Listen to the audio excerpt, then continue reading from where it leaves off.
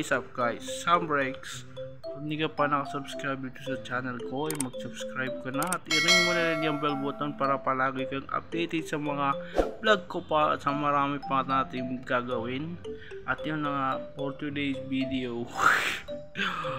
Nagtatambay muna tayo dito sa gilid. Dito tayo sa may kotse. Yan. Dahil yung araw ay wala na naman ako magawa sa buhay at wala tayong magawa kasi wala naman talaga tayong gagawin maliban sa pagbibideo, pag-vlog lang, pagbibideo rito sa walang hanggan ng buhay. Walang hanggan ng kawalan ng buhay. Dito lang talaga tayo at dito lang talaga tayo. Yun na nga, dito ako sa labas kasi may mga bisita sila sa loob at pamilya lang namin at yun, di tayo makapag-ingay dun kasi may mga tao at baka pagalitan tayo ni mami.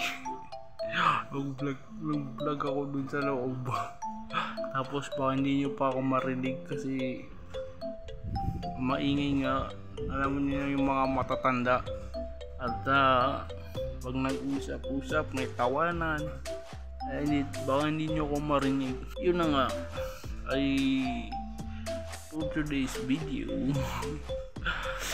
Mariban sa mauulan na naman o makulimlim yung langit.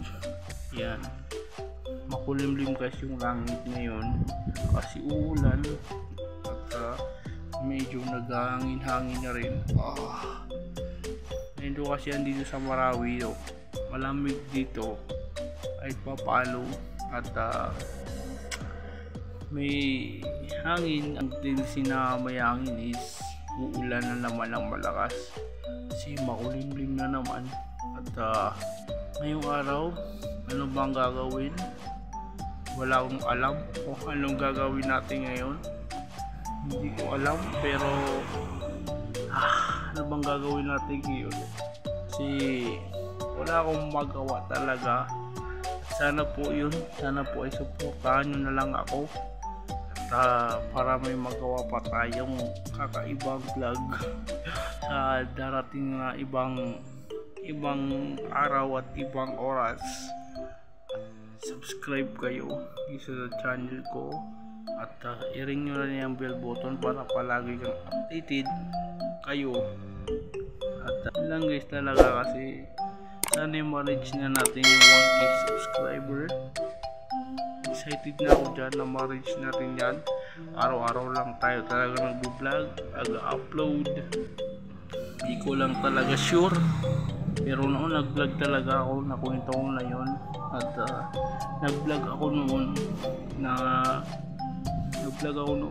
may channel ako noon. Medyo tinigil ko talaga siya. Almost 1 year na yung video, hindi ko na siya tinuloy. Is busy lang ako sa mga bagay-bagay, yung mga dumaan din na problema ay hindi ko na rin tinuloy kasi maraming dumating ng problema tapos busy pa. Hindi ko na siya tinuloy, stop ko na.